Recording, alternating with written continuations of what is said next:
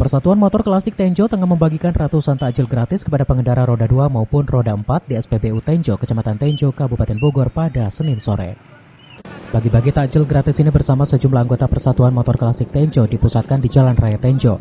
Sementara sasaran dalam bagi-bagi takjil gratis tersebut kepada para pengendara menjelang waktu berbuka puasa Ramadan.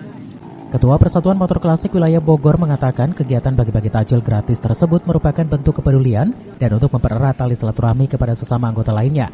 Juga sebagai momentum buka puasa bersama adalah satu wujud penyambungan kedekatan dengan masyarakat maupun sesama anggota motor klasik.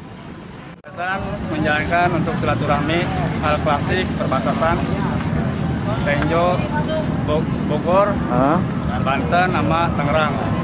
Apa tuh kegiatannya? Kita di sini kegiatan untuk bagi-bagi takjil, buka bersama, semua hal klasik perbatasan.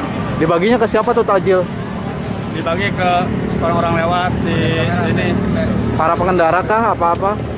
Yang lewat di motor atau mobil itu bagi-bagiin. Ada berapa takjil yang diberikan? 200, Pak. 200 takjil. Harapannya apa, Bang?